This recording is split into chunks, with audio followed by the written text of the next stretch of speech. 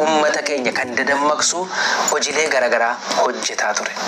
Nama kanatu Finfinnee keessatti guyyaa kaleessaa halkan ajjeefamee bulee ganamarraa warri hoteelaa bilbilanii poolisii yaamanii poolisiin reefka isaa kutaa ciisichaa keessaa fuudhanii gara Phaawulos hospitaalii geessanii qorannoo daqiiqaa 30 caallee irratti geggeessanii reefka fudhaa galaa jedhanii maatiitti firoottanitti akka kennanidha. Yeroo reefka fudhachuudhaaf kaanu maatiin fuula irra huccuu ittiin maramee jiru kana irraa baafnee ilaalla jennaan poolisiin fuula isaa malee bakka biraa ilaaluun dhorkaadha jedhee maatii ittisee jira. Maatiin ammoo maaliif kana gootu ilmoo keenya obboleessa keenya tiruu keenya sababa inni itti du'e ilaaluu barbaanna. Aableedhaan diramee du'e moo summiidhaan du'e moo dhibee rabbiitiin du'e moo ilaalla ija keenyaan qaama isaarra jennaan doktorri morma kiyyachita malee tasuma laaltanu jedhee dhowwe. Reeffa isaa fudhatanii gara Burraayyuu ergi gaanii booda saanduqa bananii gaafa ilaalanuun aableedhaan morma kana jala bakka 3 diramee jira. Garaan isaa baqaqee akka jiru maddeen keenya ijaan argan nuuf mirkaneessanii jiran. Hundumaafuu asirratti gaafa konsiiti du'i aarsaa hojjedhu du'i bakka akka hilee fidaa seenaa hojjete qubee nuuf bocee du'e afaan Oromoon akka barannu afaan keenya akka dhageenyu akka ittiin barreessinu godhee du'e atis sana godhiiti du'i yoos duuti kee du'a gaariidha yoo siidaan siif dhaabamuulee siidaa dhugaadha. Kanaanchoo sodaattee hin taa'in amma modhaamsi koo inni tokko warreen mana mootummaa keessatti kaabinee taatanii hannaan jiraataniif warreen kaabinee taatanii mana mootummaa keessatti kallattii adda addaatiin sodaattanii jiraataniif hin sodaatin saba kee falme. Mee paarlaamaa Itoophiyaa irratti eenyudha kan nageenya Oromiyaa falmee beeku? Eenyudha kan misooma Oromiyaa falmee beeku? Eenyudha kan Oromoo falmee beeku? Kan jaraa garuu cabsitee ija baaftee yeroo isheen dubbattu argina. Adanqaachuu basi. Kan sanii warri bakka bu'an ija baasaniitu kun sirrii miti yoo na ajjeesaa jedhaniitu jala muraniitti maayiru. Kan keenya eenyutu himee beekame natti? Eenyudha kan falmee beeku paarlaamaa seenee muuga malee achi keessa taa'ee rafa malee achi keessa taa'ee garaa hooqa malee eenyudha? Nu dubbadhu kan paarlaamaa keessa jirtu dubbadhu kan kaabinee taate falmi duuti Oromoo irraa dhaabatu jedhi nurraa dhaabe jedhi lafa keenya irratti du'uun nu haa ga'u jedhi qe'ee keenya irratti ajjeefamuun nu haa ga'u jedhi falmi maaltu falmii du'i silaa duutiin oolu falmii du'i akka Caaluu Hundeessaa falmii du'i waltajjii irratti addunyaatti lallabii du'i maaltu oola silaa duuti siif hin oolu.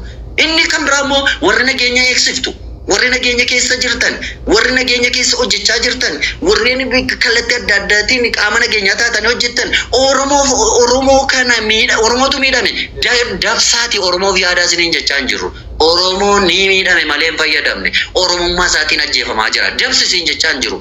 Oromoo waan ta'eef qofa kabajiiti yoo inni daba hojjete dhiisisiin jechaa hin jiru. Oromoo duwwaa kabajiiti saba kaan ajjeesisiin jechaa hin jiru. Garuu Oromoo gadiin Oromoo ta'eef ajjeesi waan jedhamteef hin ajjeesin maaliif jedhii gaafadhu? Maaf hidhama jedhii gaafadhu? Maaf reebama jedhii gaafadhu? Maal aarsaa kaffali?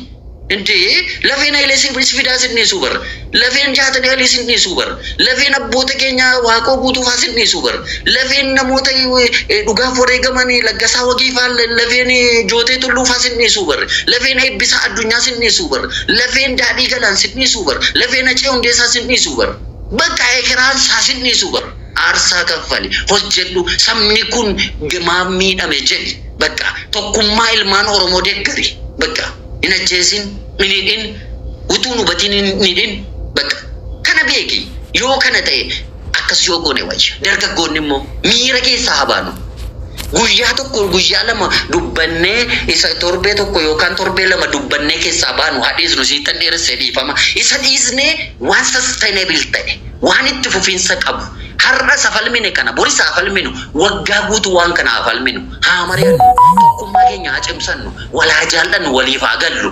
dargaggoonni tasgabbiidhaan bakka amma ba'iitii adda kee xiyyiitiitti kennisiin jechaa jiru hin godhu sanas hin jiru tokkummaa abshaalummaan dabalame siin jedheera sila tokkummaa abshaalummaadhaan guutame siin jedheera sila ilaa kanaafuu hin sodaatin tokkoo miti ilaa tasgabbaayitii miiraan osoo hin taane qalbiidhaan lapheedhaan tokkoomi bakka ajjechaa ilmaan Oromoo irra ga'aa jiru dura dhaabbadhu falmi dhugaa jiru falmi adara ifama isin tambaayise kanaafiyyuu isa kana yoo goone Amma yoomitti du'a boonya.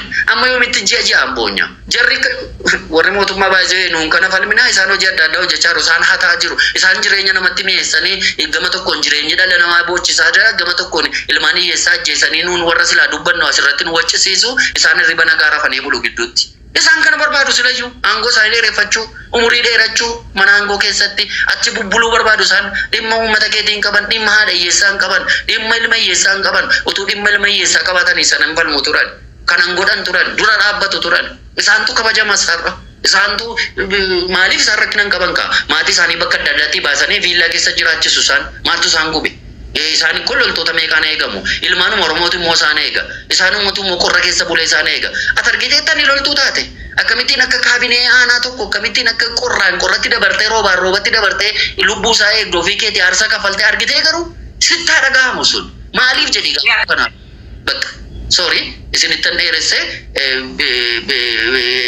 kanarratti sirriitti haa tokkoomnu warreen qabsoorra jiran immoo qabsoo seera qabeessaan qabsoo dhugaadhaan qabsoo ilmaan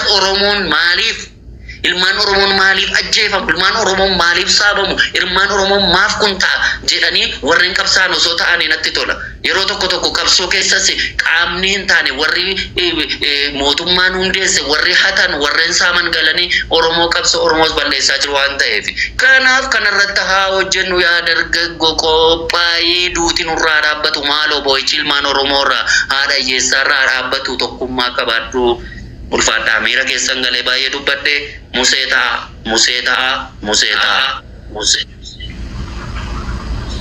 Galatoomi.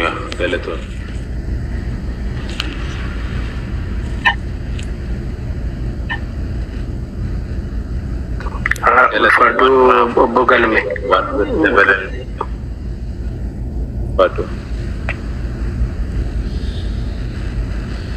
Galatoomaa sinillee galatoomaa.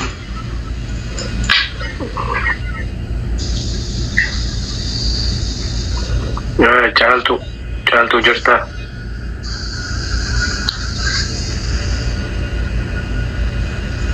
I think isheen dalagaarra jirti natti fakkaata. I think ዛገው እሱ ስናገር የነበረው በደንብ የተረዳው ይመስለኛል። አፋን ኦሮሞ አቆራኝ እኮ በአማርኛ አውሩ ስላችሁን ብስትሉኝ አቆ ኖ ችግር የለም አውራ ይገባኛል እንደው ታውቂያለሽ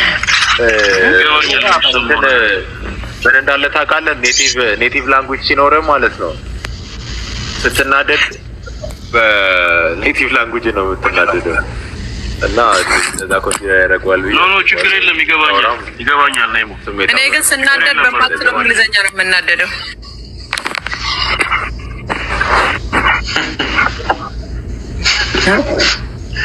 አይ ቅርታ ያልሰማኝ ሰው ካለ ሶሪ ኖ ኦኬ ሶሪ እንድትል አይደለም እኔ እየቀለድኩ ነው ዋጋ ሪሊ በጣም ጥሩ ነገር ነው የተናገርከው ብቻ ደከመኝ እኔ አውራ አገውዬ አይ ስሜት እንረዳለን ወንድሜ ምንም ይችላል የሚያብል ሚዲያ ዳዳሳተው ወሬን ወጅታ ጅርተኒ ኢሳ ሲኒታፍ ልቡ ከሰንቱ ትደርበ ማለ በኩም ሲሲን ቀብደኒ ሲወጅኒ ሳቲኒ ሴንቲ ማለ ጉደተኒ በየቡሹ እንደንደሰን ማሊ ፎሮሚያ ከሰቲ ጉዳኤን በኩም ሰንቀቦን ጉደቴን በየቡሻ ጉደቴን ዶክተራታ ጉደቴን ኢንጂነሪታ በኩም ሰኮቲ ጀቴ በኩም ሰኬ አስባቴ social media kanarratti agarsiisaa jirta yoo ta'e ammoo marraan kaaseedhaaf lubbuu kee ittiin darba malee ittiin milkooftu beekumsa qabdutti Oromoon milkoofuu ergaa abdee turteetti Oromoon beekumsa qabdutti milkaa'an jirtu karaatti hafaa jirti memme beekamtii nama qabu eenyutu galma gahe Haacaaluu jarra godhanne Haacaaluu nu jala ajjeesan nama Oromoo keessa achi tokkorra jirtu ajjeesan ijoollee xixinnoo ijoolleen kana ijoollee warra xixinnoo irratti hordofii gochaa jiru karaa sooshaal miidiyaa feesbuukii dubbistanii yoo jiraattan mucaan tokko hin gadda dhugaa dubbatuuf karaa yemmuu feena dubbisi koomedii hojjeta karaa tiktookii kanarra mucayyoo mucaan xiqqoo wajji waa'ee baacoon hojjette malee waa'een hojjette qabu mana hidhaa keessa guyyaa lama na bushanii na reebanii jedhe na ajjeesani jee baacha oromoo waanuma nama kofalchiisu hojjette malee waan hin hojjette hin qabu jedhee qabanii uffatanii na reebanii na ajjeesan.